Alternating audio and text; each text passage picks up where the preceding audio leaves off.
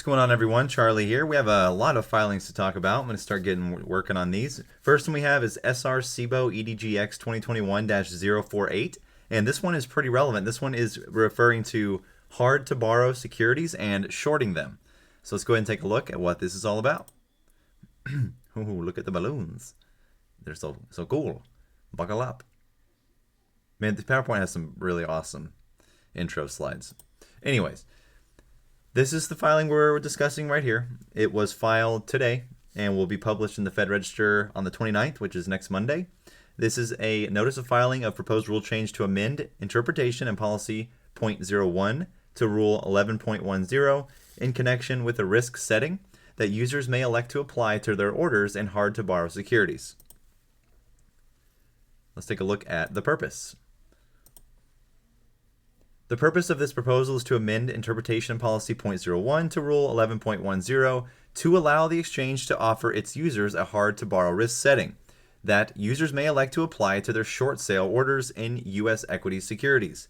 Pursuant to Interpretation and Policy .01 to Rule 11.10, the exchange currently offers certain optional risk settings applicable to a user's activities on the exchange. Specifically, Interpretation and Policy .01d currently provides users with controls to restrict the types of securities transacted, including restricted securities and easy to borrow securities, as well as restricting activity to test symbols only.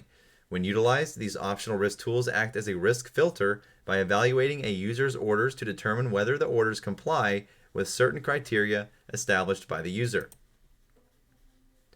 The exchange now proposes to amend this interpretation in Policy .01d to Exchange Rule 11.10 to also include a hard-to-borrow list. Like the existing risk settings, the proposed rule change offers users an optional tool to evaluate whether their orders comply with user-established criteria. Specifically, orders submitted in securities included on a user's hard-to-borrow list will be rejected back to the user. The hard-to-borrow list resides at a user's port level, a user-specific logical session used to access the exchange. Users may upload a hard-to-borrow list to their preferred ports via a web-based application programming interface. When uploaded to the port, users may apply the settings to some or all of the market participant identifiers or MPIDs that they use to access the exchange via the specified port. As is the case with the exchange's existing risk settings, the user, and not the exchange, will have full responsibility for ensuring that their orders comply with applicable securities rules, laws, and regulations, and may not rely on the hard-to-borrow list for any such purpose. Furthermore, use of the hard-to-borrow list does not automatically constitute compliance with exchange rules. As is the case with the exchange's existing risk settings, the exchange does not believe that the use of the hard-to-borrow list can replace user-managed risk management solutions. The exchange proposes to make the risk setting available to its users upon request and will not require users to utilize the hard-to-borrow list. The exchange will not provide preferential treatment to users using the hard-to-borrow list. However, the exchange believes the hard-to-borrow list will offer exchange users another option in efficient risk management of its access to the exchange. For instance, the hard-to-borrow list may assist some users in managing borrowing costs for their short sale transactions. Generally, day-over-day borrowing costs in hard-to-borrow securities may be costly, and while a locate may be secured by a user prior to routing their short sale transactions to the exchange, borrowing costs may make such transactions less desirable. By utilizing the hard-to-borrow list, users have a tool that enables them to manage their costs by rejecting orders in such securities. In essence, specifically, the exchange believes that the proposed rule change is consistent with these principles because, like the current risk settings, the hard-to-borrow list fosters competition by providing another option in the efficient risk management of trading on the exchange.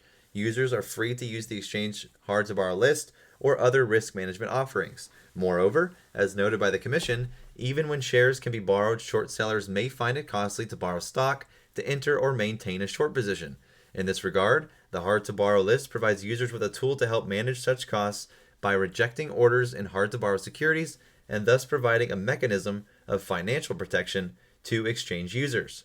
The proposed rule change is also designed to help support the principles of Section 11A, Section A19, in that it seeks to assure economically efficient execution of securities transactions, makes it practicable for brokers to execute investors' orders in the best market, and provides an opportunity for investors' orders to be executed without the participation of a dealer. That is what we want.